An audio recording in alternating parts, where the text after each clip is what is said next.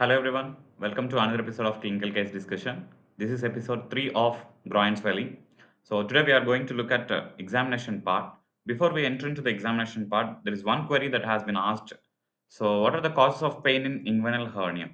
Please understand there are two types of hernia on a broad basis, that is based on complications. So one is uncomplicated hernia and another one is complicated hernia.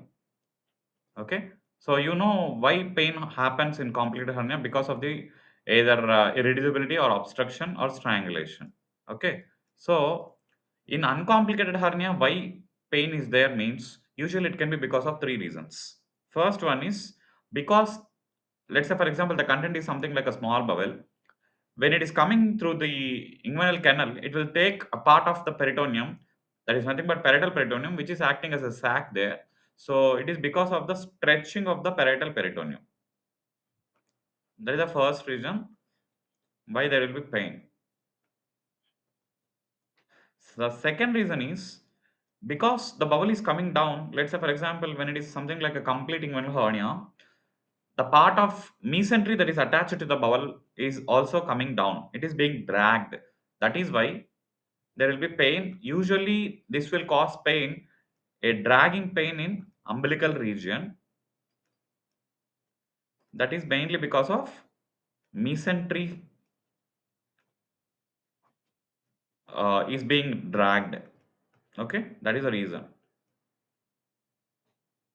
And the third reason is that there will be stretching of muscles within the inguinal canal. So stretching of inguinal canal muscles. So these are the important reasons for pain in case of uncomplicated inguinal hernia. Okay, right. So let's get into the local examination part. You know that there are classical four headings: inspection, palpation, percussion, and auscultation. We'll look at one by one. So the first one is inspection. So we need to understand whenever we are describing the swelling, there are classical headings like side, number, side, position, size, shape. So we need to mention whether it is right side or left side, then number, how many swellings are there. Why is it important to look at the number? Because there is something called dual hernia, usually very rare but possible, which is also called pantaloon hernia, which is also called saddleback hernia, where saddleback hernia. So where, let's say for example, this is the deep ring and this is the inguinal canal, this is the supraspinal ring. There will be hernia present at both indirect hernia and direct hernia. Both are present on the same side. That is called dual hernia, right? So site, where is it present? From examination, you can use the word inguinal region. So you need to mention inguinal region. Then position. Why is it important to understand position? So it can be, let's say for example, this is the anterocephalic spine and this is the pubic tubercle you have. This is the extent of your inguinal ligament. So we need to describe the position of the swelling with respect to this inguinal ligament. Whenever a swelling is present above and medial, that is suggestive of inguinal hernia. Whereas if it is something like below and lateral, it is suggestive of femoral hernia. Okay. So you can see this picture, this lady presented with the swelling. Actually, this was a case of complicated hernia where the patient presented with acute abdominal pain and abdominal distension along with bilious vomitings. When we have checked for the hernial sites, the lady had got a swelling present. This is the inguinal ligament that is present. So below and lateral to the inguinal ligament, she had the swelling. So this will suggest it is nothing but your femoral hernia. Okay, right. Next, size. You will mention obviously the word approximately, then shape. Why is it important to understand the shape? So again, you can see here, if it is a direct swelling, it will be something confined to the inguinal canal and it will be more of something like a globular or hemispheroidal shape. That is direct hernia. Whereas, let's say for example, if it is something like an indirect inguinal hernia, usually it will be something like a pear-shaped hernia like this. Or if it is confined to the inguinal canal, again it can be a small one. Okay, so this is nothing but your pear-shaped or pyriform shaped hernia. That will suggest it is indirect inguinal hernia. Okay, this is indirect inguinal hernia. This is direct hernia. right? Next. So extent. Whenever we are mentioning the extent, I told you in the introduction to case sheet writing, we need to take the adjacent anatomical landmarks. So here you can mention, let's say for example, if the patient has got a direct hernia, in such scenario, it will be confined to the inguinal region. Whereas if it is descending down into the scrotum, you need to mention if it is something like an inguinoscrotal region. And when it is extending up to the inguinal canal, like you can mention this is the anterior superior spine and this is the pubic tubercle. This is the inguinal canal. Deep ring is present 1.25 centimeter above the midinguinal point. So you can mention dash centimeter above the root of the scrotum. Let's say for example, if the swelling is coming like this, indirect hernia, so you can mention from the root of the scrotum how many centimeters it is present there. Then medially you can take help of midline, whereas laterally you can take help of anterior superior spine. So how many centimeters from the anterior superior spine it is present. So I'll just give you an example. So let's say for example if the hernia is extending like this, indirect hernia, you can mention the swelling is extending medially 1 centimeter from the midline, laterally 2 centimeters from the anterior superior spine, and it is present from midinguinal point till the just the root of the scrotum. Like that you can describe the extent of the swelling. Then surface, I told you you need to mention only two words, whether it is even or uneven. Then borders, whether they are well defined and regular or not. And coming to skin or the swelling, there are certain points we need to understand whether there is any scar that is suggestive of previous surgery. Then whether there is any redness. Usually you will come across this redness in case of strangulated hernia. Okay. Then whether there is any pigmentation. Usually when will you come across pigmentation means when patient wears something called truss for a prolonged time, it can cause some pigmentation changes in the inguinal region. Okay, right. So these are the basic things that we need to understand, and very rarely you can have engorged veins and all, but that is more important in case of a malignant swelling, not here in the inguinal region. Okay, mainly these three important points we need to mention. Okay, right. Next. So next is reducibility of the content on lying down. Let's say for example, if it is a direct inguinal hernia or even if it is something like an early stage indirect hernia, it will spontaneously reduce by its own. Okay, so we are not touching the patient in inspection, so we just need to observe what is happening. Then there is something called cough impulse, which is visible cough impulse. So you will ask the patient to cough. There will be a momentary bulge. When someone asks you what is cough impulse, this is nothing but a momentary bulge in the swelling synchronously with cough. That is called cough impulse. Okay, so we don't need to reduce the content. Patient will be in standing position and ask the patient to turn the face away and cough.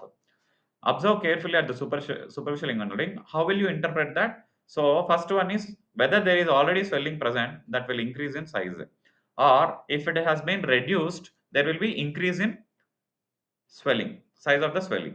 So it will reappear synchronously with the cough. That is called cough impulse. Okay, right. Next. So any visible peristalsis or the swelling. Again, this is something like a rare scenario. If you see any visible peristalsis or the swelling, it will suggest that the content of the hernia is bowel. Okay, right.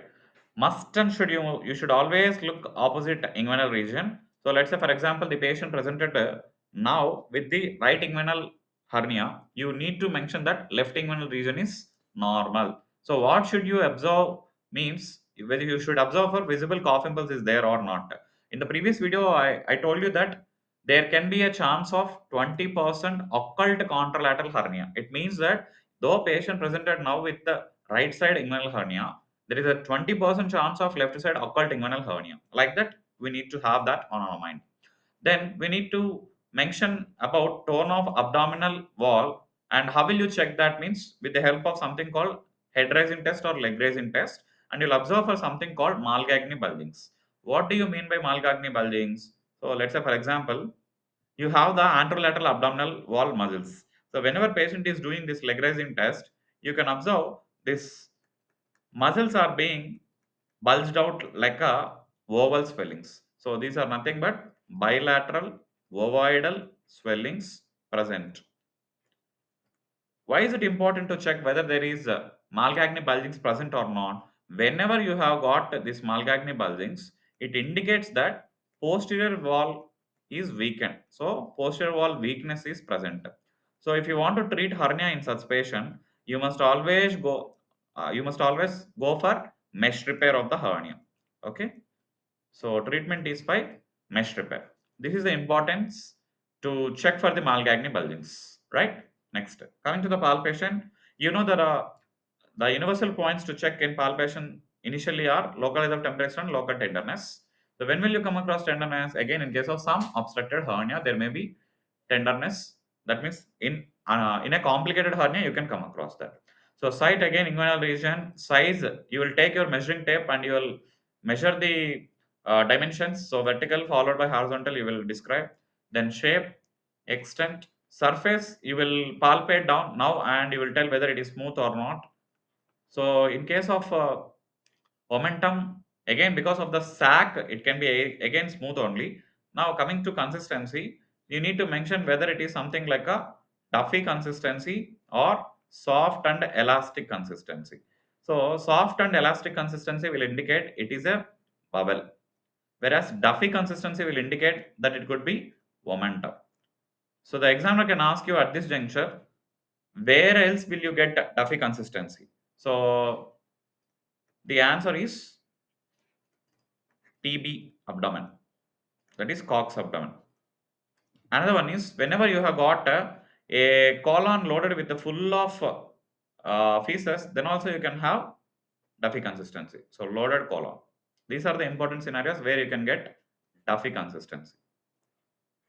Okay. Now coming to reducibility, please understand there is an important maneuver called taxis.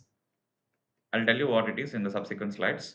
So you need to see whether you're able to reduce the swelling in a proper way. So the systematic method of reducing the hernia is called taxis, right? Next, the last one is expansile cough impulse. Again, you need to check there by slowly keeping your hand at the inguinal region. With your hand, you need to check whether there is any momentary bulge. So you know how to check, right? Like there will be a expansion of your fingers of the hand where you are keeping the hand in your inguinal region. So you need to mention whether there is expansile cough impulse or not. So you need to mention this word expansile cough impulse, expansile cough impulse, right? Next. So this is the most important part of entire inguinal hernia examination. That is nothing but name test. Please understand every single name test can be done only if the swelling is reducible. If there is irreducibility present, so if you are not able to reduce the swelling, there is no question of doing the name test. So please understand, you can remember the three name tests with the help of your one hand. So first one is deep ring occlusion test with the help of thumb. Then Siemens three finger test with the middle three fingers. Then finger inversion test. So please understand how will you do deep ring inclusion test. So before you go for any name test, the first thing is you will reduce the swelling. You'll ask the patient to stand up. Now you will keep your thumb. Let's say for example you are examining on the right side of the inguinal region. So you will keep right hand of yours, the examiner's right hand, with the thumb. It will be occluding the deep inguinal ring. Where is deep ring present? 1.25 centimeter above the mid inguinal point. So you will occlude the deep ring with your thumb and you will ask the patient to cough.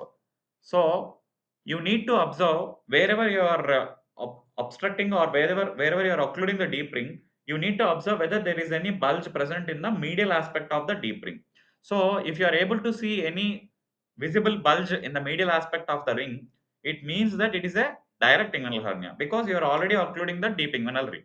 If you don't see any bulge in the middle aspect of the occlusion point, it means that the hernia is indirect inguinal hernia. Okay. So basically you are doing this deep ring occlusion test to rule out indirect inguinal hernia. So whenever your interpretation is such that the patient has got indirect hernia, then you will say the test is positive. So if you don't see a swelling medial to the occlusion point, it means that deep ring occlusion test is positive.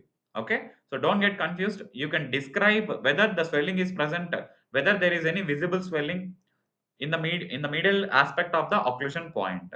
But when the examiner asks you whether the test is positive or not, that is based on whether it is an indirect inguinal hernia or not. If it is an indirect inguinal hernia, then the test is said to be positive. Okay, right. Next. So Siemens three finger test, again with the help of index finger, middle finger, and last one is ring finger. So you need to keep these three fingers each at each point. So index finger is placed at a deep inguinal ring, middle finger is placed at a superficial inguinal ring, then ring finger is placed at a saphenous opening. Saphenous opening is present at 3.75 centimeter lateral and below to the pubic tubercle. So you will occlude 3 points with these three fingers. Now again, you will ask the patient to cough. Wherever you are feeling the impulse, based on that, your interpretation is that type of hernia. Let's say, for example, the patient has got you felt the impulse at the index finger. It is suggestive of indirect inguinal hernia. Then, if you feel the impulse at middle finger, it is direct inguinal hernia. If you feel the impulse at saphenous opening or your ring finger, it will suggest that it is femoral hernia. Okay, like that, you need to mention where you had felt the impulse. So, felt at which finger, and it is suggestive of dash type of hernia. So you need to mention what type of hernia it is suggestive of. Okay, right. Next, please understand finger invasion test is not being done these days. So if the patient is having pain or discomfort, you need not mention about this finger invasion test. If the examiner asks you, you can honestly admit that you have not done because the patient was feeling uh, discomfort. Okay, was having discomfort. Now, if at all, if you are going to do the finger inversion test, what are all the important points that should be noted? One, how will you do this test means you will ask the patient to lie down in supine position. So gently you will reduce the swelling. Then with the little finger, you will gently advance your finger from the root of the scrotum. Slowly you will keep the finger into the superficial inguinal ring. There you need to check whether the superficial inguinal ring is patent or if it is patulous. That is the first point you should check. Second one is when you are trying to advance the finger into the superficial inguinal ring, whether the finger is directly going into the posterior wall or whether it is going superior and laterally. It means that it is going into the inguinal canal. Now, once it is crossing the superficial inguinal ring, you will gently rotate the hand like this. Then you will ask the patient to cough.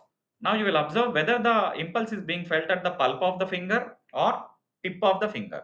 If the impulse is being felt at tip of the finger, it means that content is coming from the deep inguinal ring. So it is suggestive of indirect hernia. If you are feeling the impulse at pulp of the finger directly from the posterior aspect, it is suggestive of direct inguinal hernia. And after you check that, you will just curl the finger at the level of pubic bone, whether you are able to feel the bare pubic bone. So you can see here whether you are able to feel the bare pubic bone. If you are able to feel that bare pubic bone, it means that again it is suggestive of direct inguinal hernia. Okay, so if you are feeling the impulse at pulp, it is suggestive of indirect inguinal hernia. If you are if you are feeling the impulse at the pulp, it means it is suggestive of deep inguinal hernia. I mean direct inguinal hernia. Sorry. So if you are feeling the impulse at the pulp of the finger, it is suggestive of direct inguinal hernia. If you are feeling the impulse at the tip of the finger, it is suggestive of indirect inguinal hernia. Okay, right. Next. Again, at the end of palpation also, you need to mention about opposite inguinal region, whether there is any presence of cough impulse that is there or not. Okay, right. So coming to the percussion, ideally percussion should not be done in an inguinal hernia because hernia is not a true swelling. It is just a swelling like condition. That is why few examiners do not agree with you if you are mentioning about percussion. But if at all the examiner is asking you, you need to mention what type of note you have heard, and based on that you will tell the content could be possibly, let's say for example you have got dull note, it may suggest that content is omentum. If it is something like a resonant note, then it is suggestive of vowel, entrosil, omentosil. And lastly, very rarely you can hear the vowel sounds or peristaltic sounds in the swelling. Okay, and in palpation there is another important point we need to understand regarding the reducibility. So we will see that in discussion part. Okay, right. So you can, in palpation you can tell whether it is a omentosil or enteroseal with the help of this reducibility. Meanwhile, you are reducing the content, you can tell whether it is bowel or omentum that is being the content. Okay, right. We'll see that in discussion part. Now, coming to the examination of external genitalia, it is very important to check for the external genitalia, especially in male patients. So, you need to check whether the testis is palpable separately or not.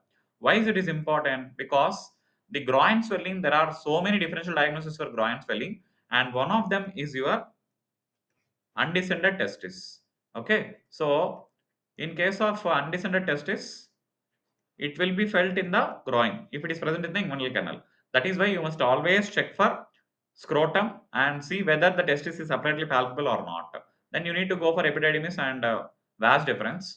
There is an important test called getting above the swelling in palpation, but this getting above the swelling is usually done only in case of inguinoscrotal swelling. If it is a pure inguinal region swelling, you don't need to do the test. You cannot do the test basically. So getting above the swelling. This test is done only for inguinoscrotal swelling. Inguinoscrotal swelling. Right? Okay. Next. So in the external genitalia, after you have checked the scrotum, now you need to check for the penis for three P's. What are the three P's? First one is phimosis, whether you are able to retract the prepuce properly or not. Then second one is pinhole meatus, nothing but very narrow external urethral meatus. Then last one is penile urethral stricture. Okay. So phimosis, why is it important to check for phimosis? Because in the very late stage of phimosis, the patient can strain during micturition. So this straining will cause the raised intra-abdominal pressure, and it can cause hernia. That is the concept. Then again, pinhole meatus is the same thing. So same concept. Now penile urethral stricture, again because of the straining only. The mechanism is all same. Now how will you feel the stricture when you are examining the corpus spongiosum? It will be felt something like a button-like consistency. Button-like consistency. And here at this point, the examiner can ask you, how will you check for bulbar urethral stricture? Means because that is the most common site of urethral stricture. Bulbar urethra is the most common type of urethral stricture. So how will you check for the bulbar urethral stricture? Means please understand. Let's say for example, you are having the penis like this, and the scrotum is present like this. You need to lift the penis up, and you need to lift the scrotum up beneath the scrotum at the perineum region. You need to check there to check for the bulbar urethra or perineal urethra stricture. Okay, right. Next. So this is exclusively important for PGs. They'll be more asking about this urethral stricture. So the first question is most common site of urethral stricture. So the answer is bulbar urethra. And the next question will be why bulbar urethra? Because in the bulbar urethra region, you have got so many periurethral glands. So whenever there is urethritis or sexually transmitted infection, these periurethral glands, there will be secretions which are there, and because of this urethra, there will be in the bulbar urethra, there will be so many periurethral glands, and after a healed infection, there can be fibrosis present here that can cause the stricture. Okay, right. So bulbar urethra is the most common site of urethral stricture. Now they can ask you regarding the types of urethral stricture. So it can be idiopathic, very rarely. Then post instrumentation. So it is nothing but your iatrogenic. Iatrogenic. Based on the cause, these are the types of urethral stricture. And next one is trauma. Secondary to trauma, you can have the stricture. Rarely you can have the malignant stricture. Okay. So these are the types of urethral stricture, right?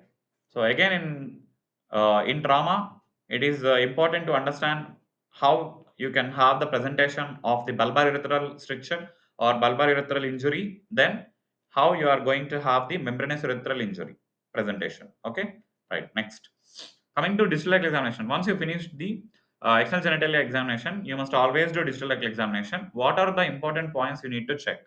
Please understand how you need to mention the documentation of digital rectal examination is that first one you need to mention about perianal region, whether there is any external fistulous opening or some other abnormalities in the perianal region. Now you are going to insert the finger, that is palpation. So you need to in perianal region or around the orifice you need to mention how the corrugator ani are present. Okay, you need to check for that. Second point is you are now lubricating your index finger and you are slowly advancing the finger into the anal opening. So you need to check for anal sphincter tone, whether it is normal or not, because anal sphincter tone will reflect so many things. If you have a decreased tone of the anal sphincter, it means something is wrong at the level of spinal cord. Okay, then once you advance the finger into the anal canal, you need to slowly rotate it posteriorly and you should slide the rectal mucosa over the sacrum, and gently you need to anti-clockwise you should rotate the finger and check for anteriorly. You need to check few things, so you can interpret the findings with the help of something called intraluminal, intramural, extramural. This is how you need to interpret the actual findings of the digital examination. Then after that, you need to check prostatomegaly in case of male patient. You need to must and should check whether there is a prostatomegaly or not. And in the luminal, regarding the hernia, what is important is that you need to check whether there are any hemorrhoids,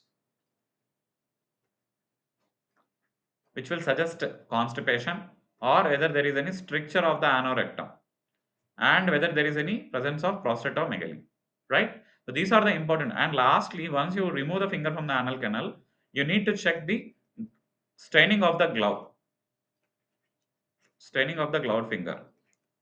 Okay, so these are all the points you need to document when you are doing a digital examination. This is more important for postgraduates, and undergraduates they can get what are the important findings you need to check for means one is anorectal stricture, another one is prostatomegaly. These are the 2 points that undergraduates can remember, right?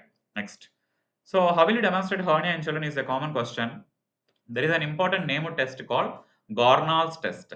So how is this done? So you will hold the child from backside and you will hold the child. Abdomen is pressed and child is lifted up multiple times. So you can see the hernia appearing because of the raised intra-abdominal pressure. Okay, by doing this maneuver, you are raising the intra-abdominal pressure. Okay, right. So coming to systemic examination, so for abdomen you need to mention whether it is soft or not, whether there is any palpable mass, whether there is any tenderness, any palpable mass is there or not. Okay, respiratory system, it is important to check because you know that any abnormality of respiratory system causing chronic cough, that will lead to raised intra-abdominal pressure which can cause hernia. So CVS is just for routine purpose, and again CNS is routine for the completion sake we are mentioning. Okay, right, next. So coming to the provisional diagnosis, you need to mention like my provisional diagnosis is right side indirect complete reducible inguinal hernia. Okay, so you can remember with the help of a mnemonic crude what should be included in the provisional diagnosis. So C for complete or incomplete, R for reducible or irreducible,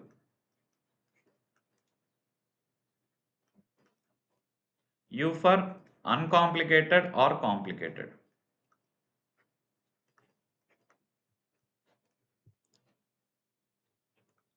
D for direct or indirect. So before that you need to mention side obviously. So E for enteroceal or omentocele. So these are the components that should be included in provisional diagnosis of a inguinal hernia. So you need to please understand again based on the findings you need to change the components. Let's say for example you have a direct inguinal hernia. You need not mention whether it is complete or incomplete because these two terms are important only for indirect hernia. Okay, so when you are saying it is reducible, obviously it is uncomplicated. So again, you need not mention that